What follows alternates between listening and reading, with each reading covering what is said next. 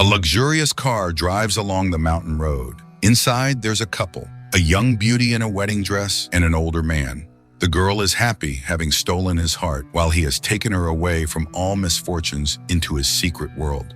Ahead is a house set in a beautiful location, mountains, trees, and a blue sky.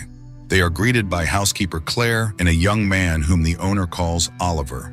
Elizabeth is enchanted by the beauty of the house. Huge glass windows, coziness, and comfort. At the entrance, she sees wonderful flowers, white orchids and lilies, and she realizes Oliver is blind.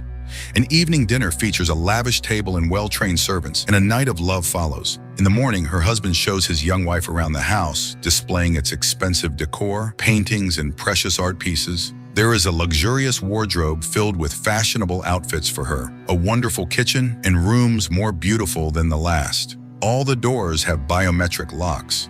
In one corridor, Elizabeth sees a frosted glass door and asks Henry what lies beyond. Her husband replies that it is a place she must not enter. The girl protests. She couldn't even if she wanted to. After all, there are locks everywhere. Henry explains that all the biometric scanners are set to the parameters of two people, hers and his. The next morning, Henry leaves.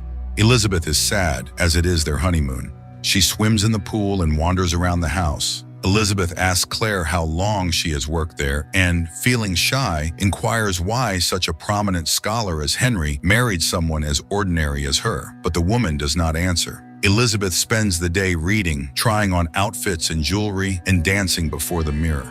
In the evening, she sees Claire and Oliver leaving the house. At night, insomnia torments her. She leaves her room and wanders through the house, unknowingly arriving at the forbidden room. Curiosity overcomes common sense, and Elizabeth steps inside. Behind the door is a room resembling a laboratory. Sensors and devices surround her. Elizabeth presses a button on a panel, and suddenly a door opens, revealing a glass capsule containing the body of a young woman with a tube in her mouth. It appears she is sleeping. Terrified, Elizabeth runs away, knocking over a table and cutting her finger on the glass. In the morning, Henry arrives. He plays the piano for Elizabeth, but quickly notices her distracted thoughts. He sees her bandaged finger and asks what happened. Elizabeth excuses herself, claiming she is clumsy. Henry calmly retorts that she lies so well, it's frightening. Elizabeth is hurt. Her husband has easily uncovered her deception. At night, Elizabeth pretends to sleep. She hears Henry heading for the forbidden room and stealthily follows him. Suddenly, Henry emerges from the darkness. He accuses Elizabeth of disobedience. The girl tries to defend herself, claiming she saw nothing forbidden, but Henry explains that the fact of her disobedience is what matters. Frightened, Elizabeth tries to flee but finds all the doors locked. Henry relentlessly follows her. He catches up to her on the stairs, grabs her leg, and throws her down. Then he strikes her with a metal poker. In the next scene, Henry, Claire, and Oliver dig a grave on the lawn and lower Elizabeth's body into it. After the funeral, they sit at the table. Claire asks to say that it is all over, but Henry replies that it is not the end. 6 weeks later, Henry brings in a double of Elizabeth. The same conversations, the same actions. Again, Henry asks her not to enter the forbidden room. Elizabeth promises to comply. They love each other again, while Claire watches them from the shadows. At night, Elizabeth cannot sleep. She walks around the house and finds Claire sitting in the kitchen. Elizabeth strikes up a conversation with her, filled with curiosity, as one question leads to another. Claire tries to warn Elizabeth about something, but Henry walks in and takes his wife to the bedroom. In the morning, Henry leaves, asking Elizabeth to be a good girl. She wanders through the house, calling for Claire or Oliver, but no one responds. Bored, she again tries on clothes and jewelry, swims in the pool at night, and plays the piano in the living room. The forbidden room becomes a magnet, and Elizabeth enters it, only to scream and run out. That night, she dreams a nightmare where the girl from the glass capsule, looking just like her, emerges from her sarcophagus and comes to her room. Meanwhile, Henry arrives, noticing that his wife is frightened. Elizabeth retreats to the bathroom, but Henry realizes she has disobeyed him. He bursts in, grabs her, and begins to choke her, but she kicks him in the face and escapes. Henry chases her throughout the house. In the kitchen, Elizabeth arms herself with knives, while Henry grabs a tampon soaked in ether. He sits at the piano and begins to play. Elizabeth relaxes, hearing the music, but it is a trap. A record plays while Henry stealthily approaches her hiding spot. He grabs Elizabeth and presses the tampon to her face. It seems the game is lost, but in a final move, Elizabeth plunges a knife into him. The couple lies on the floor in a pool of blood. Elizabeth regains consciousness. Henry is dead. She cleans up the blood from the floor and tidies the kitchen. Wrapping Henry's body in fabric, she loads it into the elevator, then cleans herself up. She throws away her wedding ring and burns her blood-stained clothes. The woman calls for emergency services, but she doesn't know her address. At that moment, Elizabeth sees Claire and Oliver and pretends everything is fine. Seeing the live and unharmed Elizabeth, the couple is shocked.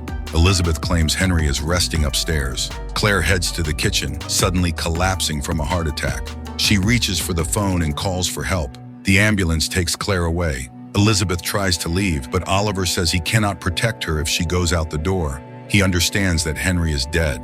Frightened, Elizabeth tries to explain that it was self-defense. Oliver reassures her that he hated Henry too and will help her get rid of the body. The young man asks what she remembers from her childhood. She responds that she was in the hospital for a long time after her parents died in a car accident and grew up in an orphanage.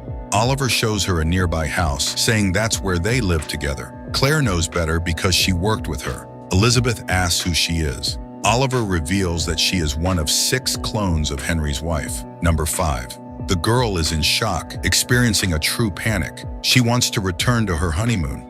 Oliver advises Elizabeth to get as far away as possible. She can take money from the safe. The girl goes to her room to pack her things. Oliver enters with Claire's diary in his hands. He asks her to read it. While she tries to decipher the handwriting, Oliver locks the doors. Elizabeth doesn't understand what's happening. She asks to be let out, but Oliver is unyielding. In despair, Elizabeth begins to read Claire's diary. She learns that Claire received an invitation from Henry to work with him because she was a prominent geneticist. When she arrived at the scientist's house, she met Oliver, but when she learned what she would be doing, she became frightened as she found herself in the midst of a tragic love story, one that was inexplicable, unpleasant, and impossible. Henry revealed that his wife died shortly after giving birth to Oliver from a very rare disease. Her genes had suddenly and severely degenerated. The grief-stricken husband cloned her cells and created 6 copies, but the disease manifested in them as well. To buy time, Henry built cryogenic chambers and placed the bodies in stasis. By the time Claire joined the project, only 4 remained. She began working and decoded the disease's gene. Meanwhile, Henry recorded messages and played music for the subjects. He hoped this would form their memories. However, the latest Elizabeth remembered nothing beyond a few seconds, suffering because she lacked a real inner world. The constant tension in her consciousness became too complex for her body to handle. One day, she entered the lab and fled in horror. The police found her and brought her to Henry's house, where Claire recognized her as her ailing niece. The strange accusations from the girl were dismissed as a mental disorder. Elizabeth is distracted from reading when Oliver enters. He brings dinner and asks her to behave, but Elizabeth attacks him, demanding the code to the door. Oliver gives it. The girl heads to the lab, where she sees Oliver working on the body of the latest, 6th Elizabeth. He asks her to support the clone's head. While the 5th copy holds up her clone's head, Oliver injects her with a sedative. In a delirium, Elizabeth sees the memories of her predecessors. She wakes up in a room, chained to the bed. She cannot free herself and continues reading Claire's diary. The woman remembers how they continued their research, but a week later, the clone died. Claire realized that neurodegeneration had resumed. She couldn't handle it. Henry was in despair. Nothing was working. He had wasted so many years and behaved like a madman, but Claire counters that he acted like a lover. A relationship develops between them. Oliver enters the room again. He wants to know what Claire wrote about him. Elizabeth explains that Claire began an affair with Henry after the death of the 3rd subject. The woman didn't know that Henry had altered the samples. This meant Claire had no fault. She had managed to stop the disease, and the remaining clones were healthy. Oliver shares that in childhood he admired Elizabeth because she was the most beautiful being he had ever seen. Yes, he could see back then. The children became friends, which displeased Henry. One day, Oliver saw Henry kiss the girl. That night, the man blinded Oliver. Having recounted everything, Oliver leaves, and Elizabeth continues reading. Claire wrote that she ended the affair herself. Competing with Elizabeth was impossible. Furthermore, Henry spoke about his pain after losing his beloved. Now he dreams of reliving that first wedding night. Claire did not find any records of Elizabeth giving birth and realized that Oliver was not Henry's son. He was Henry himself. He created him because he feared Elizabeth would not want his current self. In the morning, Elizabeth wakes up to the feel of scissors against her neck. Oliver demands she tell him what Claire wrote about him in the diary. Elizabeth admits that Claire considered him a clone of Henry, but that is not true. Henry showed a birth certificate, so Oliver is not Henry. Elizabeth asks if he loves her and invites him to touch her. She removes her pants and beckons him closer. Oliver cannot resist temptation and approaches. He embraces Elizabeth, but the girl throws him to the floor and chokes him with the chain. She has to give him the keys to the shackles and reveal the real code to the door. Just then, another Elizabeth enters the room, aiming a gun. The girls stare at each other. They are identical. Oliver tries to convince the new Elizabeth that the one in the room is sick, that she is an imposter and their enemy. The fifth Elizabeth argues that this is not true. They are hostages and she just wants to leave. Obeying Oliver, the sixth Elizabeth orders the other to lie on the floor, but the fifth Elizabeth shields Oliver. When the sixth finally fires, the bullet kills Oliver and wounds the fifth clone. She tries to escape while the sixth clone weeps over Oliver. The injured Elizabeth exits the house.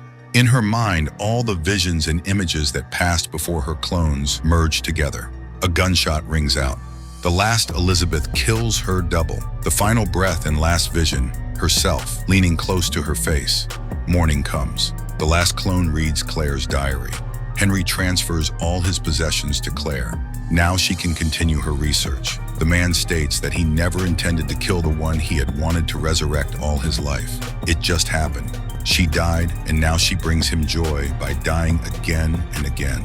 And no one needs to know about it. These versions are not his Elizabeth. Only by destroying them does he feel that they are real, and Henry will do everything to put an end to this. Elizabeth finishes reading. She sees a taxi pull up to the house, from which Claire exits. They meet at the door. Elizabeth leaves everything to Claire, for she deserves it. Elizabeth walks down the road, leaving behind all that is terrifying and incomprehensible. All her life she dreamed of a wonderful man. She stole his heart, and he stole her from all misfortunes into his secret world, but she no longer sleeps. The film prompts a reevaluation of many things. Above all, ethical questions arise. Can a true scientist, called to improve people's lives, use their discovery for personal gain? Is cloning a person without their consent not a crime? Even the greatest love cannot justify violence against a person. And how can one put up barriers to protect a person from such expressions of passion?